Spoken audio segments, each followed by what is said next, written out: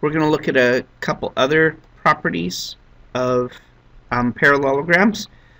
In this case, and it's kind of hard to see in the picture, but we want to find this angle BCD, which is this one right here, when we know that ADC is equal to 110. So ADC is right there, and that angle is 110. Okay. Now, these angles are not opposite each other. We know that angle D is congruent to angle B because opposite angles are congruent, and A and C are also congruent. But one of our other properties tells us that the consecutive angles, or the angles right next to each other, are supplementary. So if the measure of angle BD or BCD, if that's what we want to find, if we add that to the measure of angle ADC, that should equal 180. Those two angles together, the ones right next to each other, think consecutive interior angles, those are going to be supplementary. So BCD is the one we don't know, and this one's 110. So all we have to do is subtract from 180. And if we do that, the measure of angle BCD ends up equaling 70 degrees. So again, we know that consecutive angles are supplementary. We set them equal to 180, we plug it in, we solve. Okay, for this next one, we have to use a little bit of old school stuff. Remember, we still need to know the distance formula and the midpoint formula. So I want to find out what the coordinates of that are right there. For this, we use the idea of the diagonals bisecting each other in a parallelogram. If that's true, then what we want to know is this should be the midpoint for OM, and it should be the midpoint for LN. So all we have to do is find the midpoint for either OM or LN, and that will give us the coordinates of P. So I'm going to do it for OM.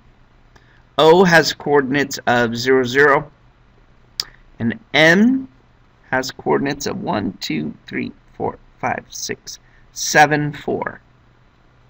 This would work if we used it for L and N. And if you want to see that, ask about it in class or try it on your own. Okay? So I'm going to find P, which is the midpoint, because we know that these two sides are equal. We also know that those are equal.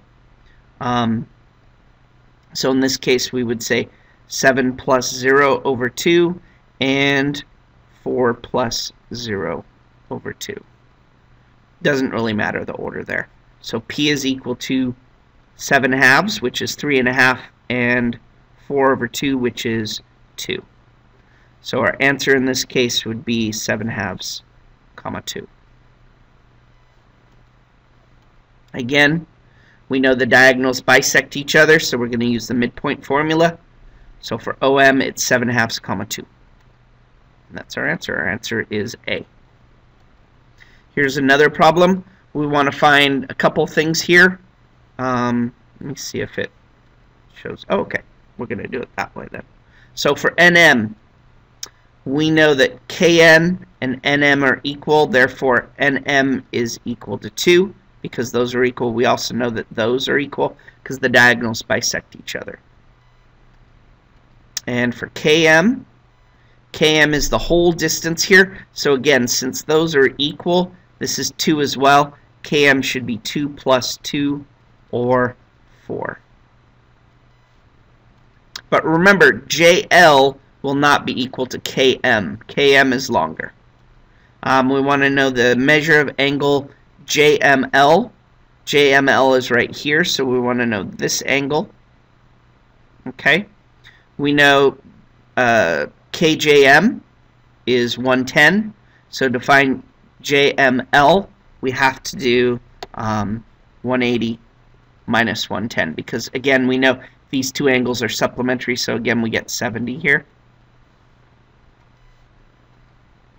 And for the last one, KML, for KML, whoop, let's move that. KML is this angle right here, KML. And again, we know that the whole thing is 70. So if the whole thing is 70, and we know this part is 30, then we would just do 70 minus 30 to get 40 degrees there. Okay? And we're done. Thanks.